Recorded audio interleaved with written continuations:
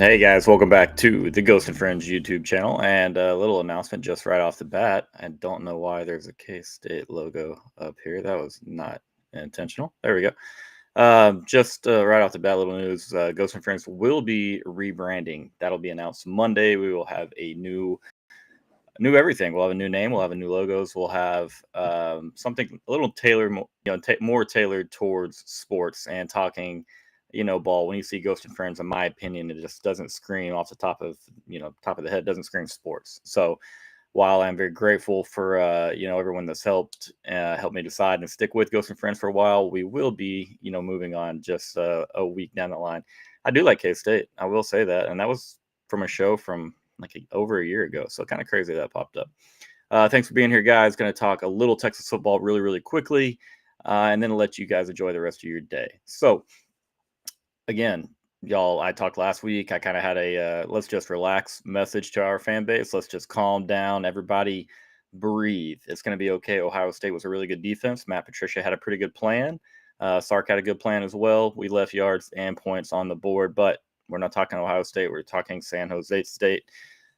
You still see a little panic from some Texas media, some Texas fans, and I get it. I really, really do. It hasn't looked as crisp or clean on the offensive side of the football as we would have liked. Offensive line play has been inconsistent. You have a ton of penalties, drops, bad passes, questionable running at times for running backs. And again, these are guys that are putting forth their best foot. It'll all work out, in my opinion, but I'm going to talk about why I think it does. All right, let's look at first and foremost the big topic. Everybody looking at Arch Manning. You know what I mean? Arch is, in my opinion, making strides already. You saw a guy that from the first half of Ohio State and Columbus looked a lot different in the third quarter.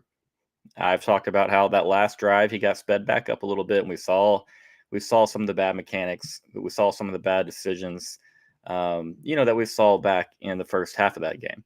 So, and it's really not even bad decisions. It's just bad throws because the decisions were there, in my opinion. But you look at San Jose State. He did have a spiked ball, essentially to Ryan Wingo, the one that everyone is talking about, the one where Arch is out here and he has a very big grimace on his face. To me, it's a Manningism. I'm going to go ahead and use that term all season long.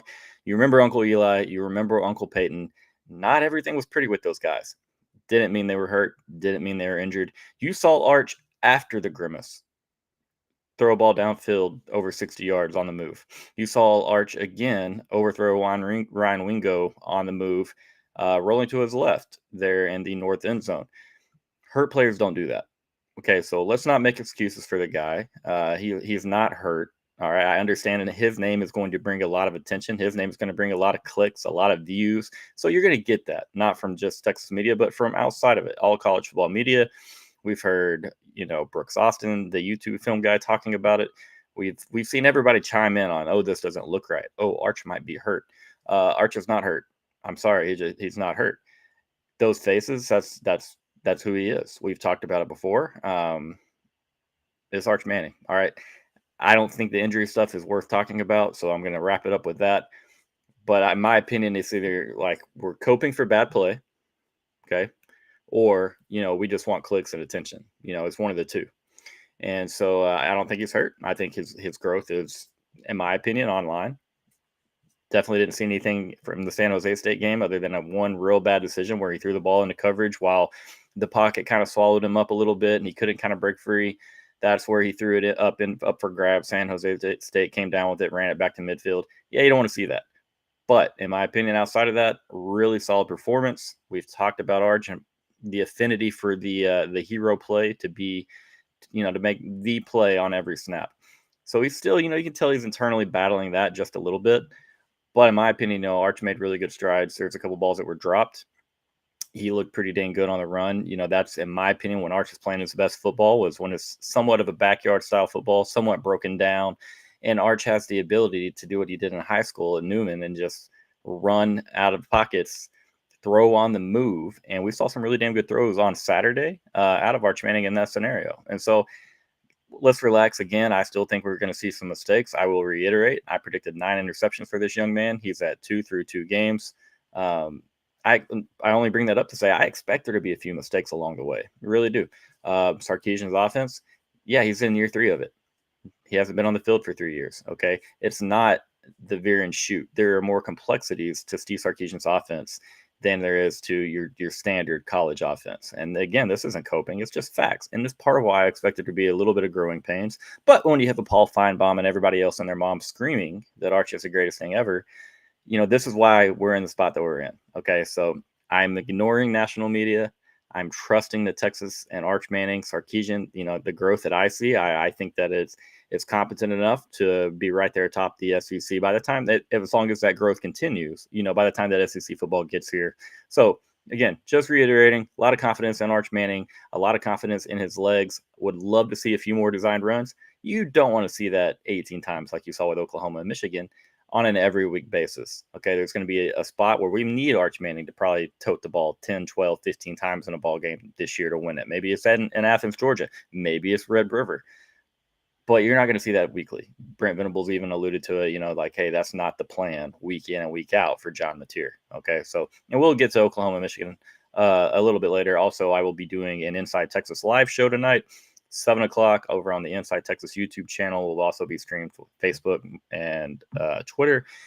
We will be going around the SEC, obviously around the league. We'll touch base on Oklahoma, Michigan. We also have an Aggie guest to preview Notre Dame and A&M up there in South Bend, as well as a Georgia guest to look at Georgia's trip to Neyland Stadium to see Josh Heupel's Tennessee Vols. But anyway, this show we're talking Texas, guys. So if I don't get on the comments about OU or anything else, tonight I'm covering all of it, I promise.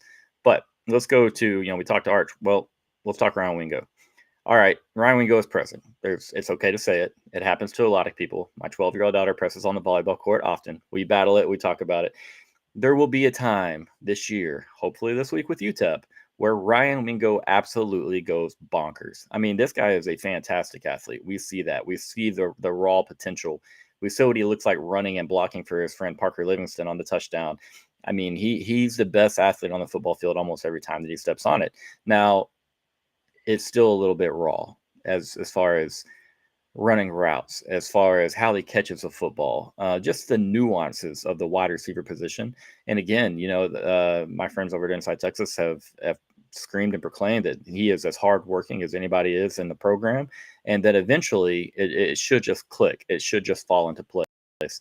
Now, my question about Ryan Wingo is when, where, what point, and because you want to see it before conference play, right? You want to have that rapport between Arch and Ryan Wingo established. You want to have these guys really playing well together, but at the same time, you don't want to force it to where you're not honoring the very, very natural connection that Arch has with Parker Livingston and that he has with Jack Indries. And so you will continue to see Texas have success in the passing game because there are weapons there. People are so concerned about our wide receiver play after week one, when again, I'm putting it more on Arch. Yeah, we've talked about Ryan Wingo, and he might have contributed more than we would like to Arch's interception there. But, again, that's back in Columbus where you're going to see it. And so my question is, does Sark force feed Ryan Wingo in these next 2 weeks? Does he really go at UTEP with Ryan Wingo? Does he really go at Sam Houston State with Ryan Wingo, trying to force that connection? Or does he let it happen naturally? Does he continue to work the ground game? Does he continue to bring Christian Clark into the fold and maybe get him on some concepts that are better suited for his running style? Because where we see Christian Clark really, really make a difference, in my opinion, is at the second level. And has the ability to use that special one-cut ability to show that.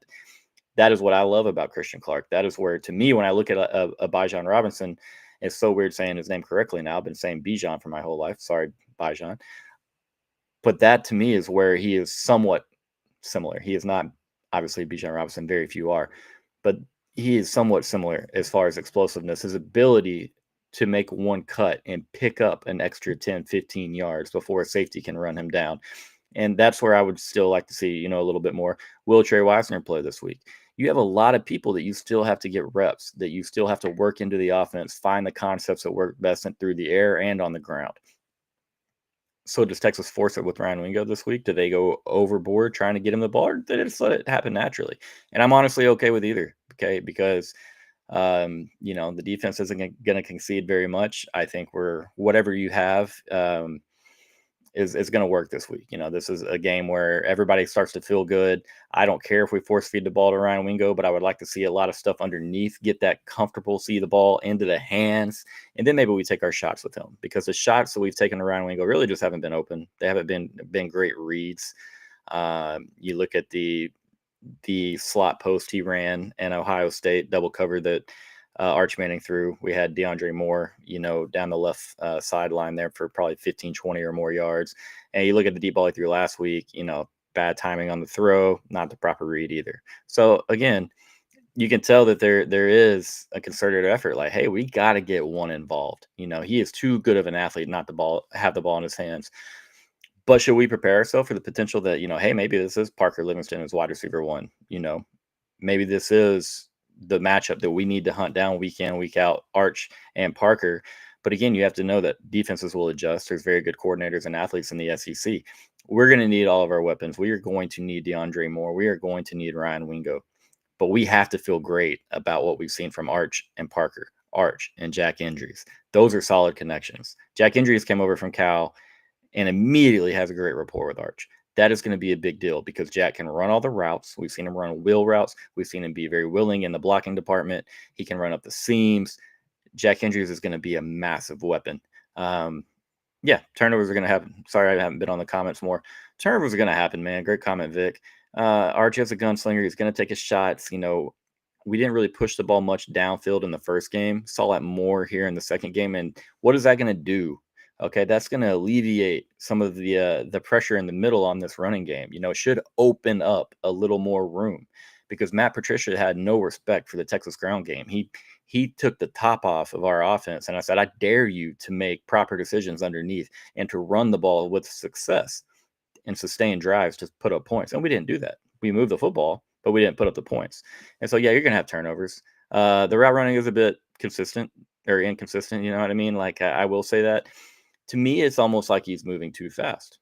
I think he at times needs to drop his weight a little bit lower in his body and get into his routes a little more and really work. Again, I hate to use the word nuances of route running, but I really think that's what it is. You see these guys, they're just so filthy. And DeAndre Moore is a very, very good route runner, can run all the routes in the book, So just a little bit more crisp of routes, more clean, helps with timing. And again, I'm with you here. I think Christian Clark will be electric. I want to see more of him.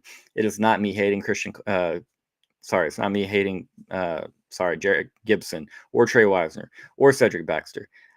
I just like Christian Clark as far as the biggest upside for this offense. I think we're going to need all four guys. I really do. Trey Weisner does things that I think the other three can't from a leadership perspective. Always in the right spot. Has the best vision of the four guys potentially. Jared Gibson's look pretty good. But it's time to step up and hold on to the damn rock, right? We got to hold on to the football. We can't have that. I mean, this is third year in a row where fumbling the football is, an issue for running backs, and obviously not all of them.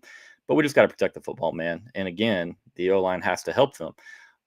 But when they do block it well, we've got to break some tackles in the second level. We see Cedric Baxter climb up to that next level. And my guy Texas Homer, we talked about on the Texas Rewatch show on Sunday, just getting tackled by safeties at the ankles time and time and time again. All right, you got legs that are this big around, said. It's time to break some tackles and believe in him. He's coming back from an injury. He looks better and better, in my opinion, from week 1 to week 2. A little more burst. That's what you want to see. Appreciate you being here, Richard. Appreciate you being here, Chris Bennett. Got the usual guys all here. Thanks a lot, my guy Nash. It says the solution is burn the number 1 and have Simmons and Wingo change numbers. And that's another thing. We'll talk Colin Simmons pressing a little bit. Obviously, teams are a little bit more prepared to deal with his, ineptness for jumping snap counts. And so it's fun to see, it's not fun to see the struggles, but for me, it's like, oh, well, he's locked in. he will bounce back down the line. Personally, I think Ryan looks great in the number one, but yeah, we're gonna have to see some production because you wear the number one at wide receiver right now. For me, it's you got big shoes to fill with their old Xavier Worthy, and just you put that jersey on, man. It's time to ball. Um, is D more healthy from what I know? Mostly just a ding. Does that mean that he automatically suits up this week? I'm not guaranteeing that. I haven't heard anything saying that he will not. But I think it's important that we get DeAndre Moore in the fold if he is able to go. If he's 85% or better, get him some early reps, continuing to work this downfield passing game with Arch Manning, continuing to get this young offensive, not young, but inexperienced somewhat offensive line um, accustomed to all the motion and the creativity that Sark likes to run. Because I'm going to go ahead and say that part of our issue with pre-snap penalties is not just a big Kyle Flood bugaboo, even though I think that might be just product of the Kyle Flood system because we are so many years into it now. We continuously see this video. Said video. Tying your comments together, Nash. We continuously see this issue. It's a lot of motion, a lot of window dressing, a lot of time for guys, to be still and then go with the right moment. So again, I'm not not making excuses. Got to be fixed. But again, if DeAndre Moore is good, got to have him on the field. And yeah, there we go. Like the video, guys. If you haven't done so, please like, please subscribe. We're really pushing to get to 1,000 subscribers. We've got some fun sponsorships lined up, but we can't do anything with them until we get to 1K subs. So I appreciate you guys. Most of y'all are in here all the time. So thanks a lot, man, for being here. Really, really means the world, man. Do we have the juice in the running back room? That's time will tell. Baxter looked better from week 1 to week 2, in my opinion, but you still want to see some of the runs that are blocked really, really well. The runs that we don't have a guy getting touched for 8 to 10 yards, but then we're only getting 8 to 10 yards. That's the issue. Those yards have to be picked up. We have the ability in the past with our great, history of running backs. These are plays we saw, with Roshan Johnson, with Bijan Robinson, with Jonathan Brooks, Deontay Foreman. I mean, every back we've had for such a long time out, save a couple of years in the Tom Herman era, we've had a back there that can really rattle off a big play. So who has that potential in this running back room? Does anybody step up and show like, hey, I'm a guy that can shed a tackle or two at the next level? And I'm really hoping, it's Trey Wisner because, he has that dog in him. And I would just absolutely love to see his ascension continue to, he had a massive year last year. He runs so hard and he ran really, really well at Texas in 2 really, really big games. Now, for tough physical teams like Georgia, who are just swallowing up the reads and making things really tough, muddying up divisions, that's where I'm like, okay, we gotta have a little home run hitter. Okay, we need to have a little bit more explosiveness. And hey, maybe it is Jarrett Gibson, protect the football. Maybe Christian or Cedric Baxter looks better and better, as we get into the season. So still a little bit early, and it's not doubting any of these guys. I am one of the guys out there that is just incredibly high on Christian Clark, but I don't think that he ran very well on Saturday. I think it's safe to say dance around a little bit, but again, we have him in like an inside zone concept. I'd rather see him in a gap scheme or a counter scheme and really get behind somebody, get downhill, because when he gets to the second level, that's where I think he will, really succeed. We'll see a difference between him and the other Texas backs. Could be wrong, though. Penalties are a big bugaboo, man. You have them on both sides of the ball. There's no excuse for it. Obviously, cost ourselves a touchdown in Columbus on the defensive side of the ball with 2, helping the Buckeyes out, extend the drive not once but twice. And so, yeah, at some point it's like, okay, early in the year, we have some issues. A lot of guys, a lot of turnover in certain spots. Well, at some point, man, it has to be fixed. At some point, 12 penalties. Like, do you want to go play for an SEC title and a national title or not? That is not the route. That's not the path to victory. You're going to have to see that, a massive improvement. Pre-snap penalties for one are going to help out the offense incredibly. An incredible amount. You can't have a running game that's inconsistent and an offensive line that's inconsistent, and then a team that's, pretty fond of pre-snap penalties, offensive penalties there. We had holding calls, we had false starts. We saw a little bit of all of it. You can't have that, guys. That's something that's going to have to be worked out because it doesn't help a young quarterback that is struggling to make connection with what was thought to be his go-to receiver. So The offensive line has to help the backs out. The backs have to help the offensive line out. It all goes hand in hand. But again, pre-snap penalties, man, you can't have it at all. I'm with you, Chris. Baby Rhino does look good. Obviously, Jared Gibson, in my opinion, had one of the better off seasons at Texas from a physical standpoint. Put on a lot of weight, a lot of muscle. It is not the guy that you look at and you're like, oh, he is too big. Jarek looks great. It's time to hold on to the football. It's time to earn your stripes, man. We cannot keep fumbling that rock. And shout out to his mom, because I can already guarantee you the type of phone call or text that he got post game. He's going to hold on to the ball at some point, man. We just need to be sooner than later. It really does. Ball control is everything. Again, backs have to help this offense out. Our offensive line have to help the backs and the offense out. We need a game changer. I agree with you, man. So who is it? Do we have that guy? Does Texas have the potential to have a game-changing type running back? And all I am of the belief is that if we do, it is more likely Christian Clark than the others. But again, I'm very high on Jared Gibson's body. But at some point, you start talking, well, we got 4 guys.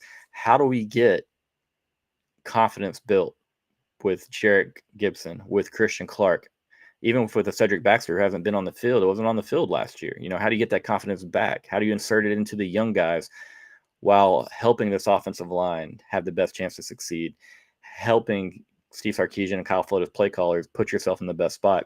So it's a tough spot to be in, man. Running back by platoon, you really got to dial it up correctly. Obviously, you want all these guys to stay healthy. There are different things that they each can contribute. So I think that the growth is important for all of them, man. I'd like to see Ryan Niblett, man. Like, this is and yeah, obviously this is a most important part of this whole chat. Congrats to Ryan. That is super cool news. Let's get him the football, man. Let's get the new data touchdown. Let's let him run a punt back, Jeff Banks. What are we doing out here? That is one thing that I'm not gonna make many excuses for. We are not even fielding punts, and that is a concern. Okay, special teams looks pretty damn solid all the way around. All right, our guy Jack Bomeister is killing the football. Mason Shipley knocked down his attempt. What are we doing in the punt return game? This is not like it's the first time. Okay, you're costing yourself field position, and you're crushing your net. You know what I mean? Like, if they boom a 45-yard punt and we're never returning this, throughout time, that is going to, at some point, that is cost us a drive or two. There's very easily opportunities in the ground game. In the return game. You see this all the time. Is Ryan Niblett a dynamic punt returner? I don't know. Well, let's give him a shot. Give him the confidence to go catch the football. I don't want let's play it off a hop. Oh, let's see if it rolls in the right way, and maybe you have an opportunity. Go catch the football. Go catch the football in traffic. Let's play for a national title. Let's be men about it. Let's go out there and not be scared of mistakes there. You do have a really good defense. So I understand, like, oh, well, we can't turn the ball over. It's going to be okay. What's the worst that can happen if it rolls? But no, you have a really good defense. Let's trust them. The offense will make strides. I want to see Ryan Niblett get his hands on the football more. Definitely with you. Not disciplined, big issue with the offensive line. It's really silly mistakes, man. And so, again, I'm going to say that if I were to have one big major complaint or issue, and I won't even say big or major, but if someone came to me and said, hey, Cord, or hey, Ghost, is Texas football perfect? And if not, what's your first reason as to why? And of course, it's not perfect. But my first reason, I'd go, I need to see more out of Kyle Flood as an offensive line developer. I don't like that our group last year that had all that experience. I don't like that we were pretty suspect in run blocking. I love that we did a really good job in the pass blocking department. But again, you have some pretty dang good bodies on that offensive line that were going to be good no matter who coached them, in my opinion. I love Kyle Flood. I'm grateful for the big bodies. But again, I just saying, I have baby concerns in the back of my mind. It's like, is it going to work out the way that a lot of Texas fans think it's going to work out? You have these really big bodies. We don't really maul people. Connor Stroh struggling a little bit at left guard, one of the biggest guys on the football team. We need better from him. We need better from DJ. We need better from Cole Hudson. And we need Brandon Baker to wake up and be a little more consistent by the time conference play rolls around. There's a 5-star tackle coming from California. So it's not that I'm being negative about the players, man. It's really not. It's just when I look at this team and this offensive line, maximizing the time that we have with an Arch Manning, you see a little bit of concern. And I think it's more than fair to say that. And I would love to have a conversation at the end of the year where I was like, good God, Kyle Flood proved me wrong. That guy knows what the hell he's doing with an offensive line. That guy had this group humming by conference play. And now, one thing I will say about Kyle Flood, and a very big positive, is I think all of our offensive lines have blocked, run blocked, and pass blocked better throughout the season the last couple of years. 2023 Big 12 championship run, we ran the ball through everybody's throats. Again, it's Big 12, so we won't get credit for it. But that was the case. The last month of the season, Texas was a handful on the ground. And last year in the SEC, you saw Texas as the season went on. People will cry about the schedule. We ran the ball a little bit better. Ran the ball really well against Texas A&M. Obviously struggled with Georgia in the SEC title game. And again, ran the ball really, really well with Clemson. So, hey, we didn't run the ball very good in Atlanta against Arizona State. Didn't run the ball well against Ohio State and Dallas. And so, I mean, I need to see a little more consistency, because even when we had Bijan Robinson, we had Roshan Johnson, those guys broke a lot of tackles, and they broke a lot of tackles at the line of scrimmage. A lot of offensive line coaches, a lot of offensive lines look better than they might actually be when you have a Bijan Robinson. So we'll see. Long way to go, guys. I'm going to keep going here through the chat. How do Arch and Wingo get on the same page? Haven't they been working together for 2 years? Yeah, Tina, I mean, you make a good point. But at the same time, it's like, Quinn was getting a lot of those reps with Ryan Wingo last year as a freshman, because he was inserted into the starting lineup. It's just Arch's more time with Parker on, the second team last year. He's throwing a lot of balls that way. So that makes a little bit of sense. But then you start looking at, well, through the spring and through the summer, they should have had a lot of time together, right? Well, Ryan Wingo's injuries, that does slow down, it not only slows down the ability to maybe form and establish some connection, but also Ryan's physical abilities once he gets on the field, and his confidence level as well. I'm not saying, hey, he's out there, he's hurt again, but maybe the injury is a little bit in his mind. It nags in his mind more than his body, and it affects the way that he runs a route. And it's a matter of just cleaning things up. Am I guaranteeing that, down the line it does? I really think so, because I think there's enough weapons on this Texas team to where he's still going to see a lot of one-on-one looks. He's not going to be doubled, like the end of the world. He'll get double zoned and stuff at times like that. But I mean, there will be plenty of opportunities. Sark needs to do a better job of getting Wingo the football early in games, in my opinion, get him comfortable, even if it's something with, we see him on end arounds, we see him on quick screens. Get him the ball in mesh. Arch will hit him. We saw him open multiple times against Ohio State, just dragging across the middle. Let's continue to abuse that concept. Excuse me. So, I mean, we'll see. And do we force feed him this week? I wouldn't hate it. Do we continue to let Arch build this passing game, just spread it out, take the ground game when we want to, or when it's necessary? I wouldn't hate that either. So last week I said I wanted to see what we saw. Give it to Arch. I don't need to see a lot in the ground game. I need to see Arch comfortable. I need to see the game slowing down for Arch Manning. And as that continues to happen, Ryan Wingo will be a benefactor from that. I really do think that. So yeah, is Ryan terrible at fielding punts? I mean, not a great start, but I'm just in the camp of like, hey, let's tell Ryan to get under the damn football, catch the punt, fair catch it if necessary. But I mean, to me, it's the whole getting around it, and maybe he just really doesn't have good instincts back there. Well, at that point, it's like, well, start looking at somebody else. Still a little too early in the season, in my opinion. Keep making teams punt. That's a great problem to have. But again, when you're giving up at times 5 yards, 10 yards, 15 yards, 20 yards off a roll of a punt that could have been fielded, that to me was, I've got a big issue with that. Jonah Williams was very good at everything in high school, man. God, I can't imagine Galveston athletes, and no disrespect to the city of Galveston and its athletes, but I mean, it's not like you're in downtown Houston. That Jonah was absolutely nasty over at Galveston ball. And so a lot of respect for that guy. I would love to see him fully healthy and on the football field. When does that time come? I'm not sure, but I don't think it's anytime soon, to be honest. And plus, we have a lot of dogs at safety, and so you have the luxury of working at Jonah Williams and maybe later into the season, and you see that he is the exceptional talent that many think he is, and you have that opportunity to save a red shirt and to get him late into the year and incorporate it into the offense after making sure he's fully healthy. So, hey, I really appreciate you watching, guys. If you're still out there, throw a comment. If there's anything else, any topics, anything you want to hear, going to touch on defense just a little bit, but it's funny how sports work, right? Our defense is rock solid. People were a little disappointed that we gave up some yards to San Jose State. We played a full air raid spread offense that chunked the football for 4 hours, and we gave up less than 200 passing yards. I don't have an issue with anything that happened Saturday. I think that you have to think of it from a PK standpoint. You are going to see a spread passing attack in Oklahoma very, very soon. You're going to be pretty vanilla when you have a San Jose State. You're not going to show all the different wrinkles or concepts that you might throw at an air raid or a spread attack team. And so I'm not concerned about that. I would like to see the pass rush get home a little bit more. Obviously, Murad Watson, big breakout for him with a sack and a half. Colin Simmons penalty jumping a snap. Again, we talked about that earlier. His time will come, man. That is a dog. That is a guy that has done nothing but eat quarterbacks, pretty much his entire life. So just give it time, man. It's gonna work out. You hear, the quote, they have to earn the right to rush the passer. And I think they might be finding that out a little more true than they'd like to be. And that's completely okay, man.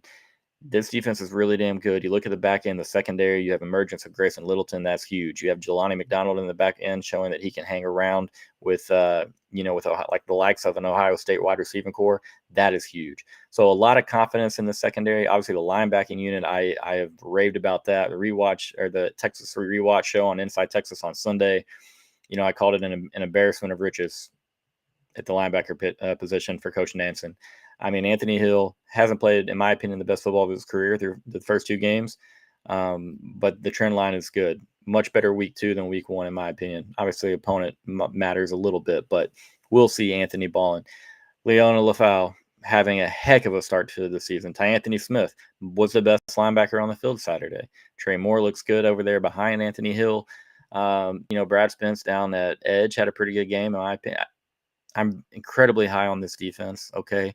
You have to expect, Oklahoma goes to Temple this week after just playing Michigan. Texas had San Jose State after Ohio State. LSU had Louisiana Tech, maybe, after beating Clemson. Okay. Texas and LSU did not look like super sharp or anything after playing very big games that they had maybe mentally prepared for, for a month, 2 months. Now, you don't actually sit there and game plan, but for maybe a week to 2 weeks, but definitely at least at 2 weeks, 2 weeks when you have a game of that magnitude. But you get my point. It's okay not to have a letdown necessarily, but you might look a little lethargic. You might look a little, a little sluggish. And so I think we saw that with Texas a little bit. You saw that with the team like LSU after beating and having a great win at Clemson. It's part of it, man. Part of it, you're going to have games that you get just a hair more up for, whether, it's not coach speak. Coach is going to say, oh, we're going to treat every game like it's the same. We're going to go 1-0 every single week. Your body doesn't allow you to do that, in my opinion. Not every single person on that roster. There will be games where just naturally the juice is there compared to maybe a San Jose State where it just looks a little bit more flat. All right. So coaches will get them ready. Big 2 weeks for Texas, man. We need to see a lot more out of this offense. I'm still very, very confident in this team's upside and this team's potential to win an SEC title and even more, to be honest with you. You look across the SEC as a whole, and who doesn't have issues? Gunnar Stockton doesn't look like a world beater at quarterback for Georgia. They've got some fun weapons, but somebody's got to get the ball to them. The run game doesn't look like it's super improved, in my opinion. LSU offensively, they don't look like a lot of people thought they might. Alabama, they lost to Florida State. All right. Alabama has a lot to prove. Am I saying they won't be a player in the SEC? I'm not. But I don't think they will be. A&M, can they stop anybody on the run? We got a big test this weekend. So again, coming into the season, I thought Texas was best suited to answer the question marks around their program in comparison to other teams in the SEC. And I still feel that way. I really, really do. A tough loss to a good Ohio State team with the best player in college football, Caleb Downs on one side, and probably a top 3 to 5 player in college football, Jeremiah Smith on the other side, and a very green Arch Manning, a very green Texas offensive line. And it's still a game where Texas outplayed Ohio State. I don't care what anybody says. I feel like Nash in the OU video.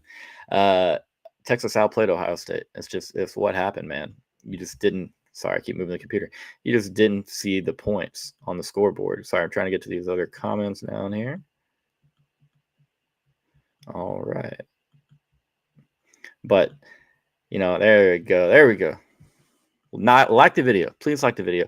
No one is critiquing Chris. You gotta chill, brother. No one is critiquing Gunner. I said he might not look like a world beater. Let's not dress it up. Georgia fans, they're big on throwing words in our Texas guys' mouths.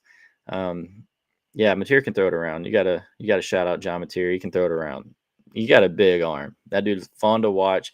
The scheme for Oklahoma to me is the most difficult part to deal with because Ben Arbuckle is going to be a head coach in a very short time. He is a hell of an offensive mind. Kodak, appreciate you being here, man. Haven't seen you. Well, I haven't done a live, so I haven't seen you in here, and that's my fault. Thanks for being here, brother, man. There you go, Nash. We beat the shit out of that team and lost. Not exactly how I feel about the Ohio State game, but it's not exactly wrong either. Chris, I was hoping you'd fight back immediately. Now you're making me feel awkward. But yeah, I mean, it's going to be okay. There's question marks around a lot of teams in the SEC. Georgia has a big test with Tennessee this weekend. I actually think Tennessee, in my opinion, looks more impressive. I'm not saying, though, I expect them to win the SEC. I think Tennessee is the most impressive team through 2 weeks. Now, they haven't played anybody, really. They played a great coach in Fran Brown, but with a new team in Syracuse with a ton of turnover that will look completely different in 6 weeks. I love Heupel's offense, but Kirby owns that offense. Kirby owns that offense. He is not afraid of defending all 53 yards of that field in Tennessee and their wide sets.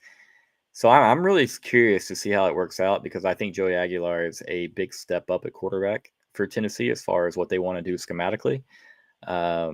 I saw Joey's dad talking a little bit about, I think they think it's pretty obvious who won that trade. I don't think I'd have been saying that the week that I'm going to face Kirby Smart and the week that I'm going to face Georgia and it only being 2 weeks into my season. But hey, man, talk your shit. Stick your chest out. Tennessee won the trade. I think that's quite clear. They did win the trade. I'm just saying as a quarterback's dad, I'm not sure if I would be the one out there saying it. There he is. That's my guy. Yeah, okay. I mean, you're a Georgia fan, and so does the ground game look better? You tell me. I'm not sure yet. We'll see a lot more this week. I do think it's funny that you're seeing a lot of people predict this to be a high scoring, just crazy game there in Neyland Stadium in Knoxville. I don't really see it. Washington in person, our D's getting washed out by San Jose State. They had a better running lanes than we did. Now, one thing though, man, is that it's all scheme wise for us on that. And I saw the same thing. And I actually thought our run defense was better than I anticipated. San Jose State ran for 9 yards on their first carry of the game. Again, they're spreading you out and they don't want to run the football very much. That's not who they are. They could be up 3 touchdowns. They're not going to run the ball super often. So you have to honor that passing game. You really, really do. And Texas kind of was the same way with San Jose State that Ohio State was with Texas. We're not going to let you take the top off of us. We will play some man and be aggressive at times, but you saw a lot of cover 3 from Texas. You saw a lot of man, sometimes with 2 high safeties. The plan was to just limit the ground game. If we held them to 3.5, 4.5 yards a carry, that was a major win, and that's what Texas did. To me, the more concerning thing is how does San Jose State have such undersized defensive linemen, defensive tackles, edges, and they were just washing by our offensive linemen. That to me was a little bit concerning. But again, early in the year, we're going to get it figured out. Just so many people expected Texas to walk out, look like a wagon, dominate college football. And it's because there's media members outside of Austin, outside of our realm, our bubble, who screamed that. And so now we get to sit here and have our fans freak out. It's going to be okay. I promise. It's going to be fine. All right. We said the floor again, talked about it last week. We said the floor is 9-3. There's not a world out there to where Texas goes 9-3 and it's left out of the college football playoff. The ceiling is 11-1, and that is still on the table. You're gonna have to play some damn good football. You have to beat some really good teams, a couple of really good teams along the way. I am at the point now where I think Georgia, obviously being the toughest opponent we have left, I think Oklahoma is the second toughest opponent we have left. So for all the freaking out that we're doing, for all the panicking going on in our minds, just take a breath, man.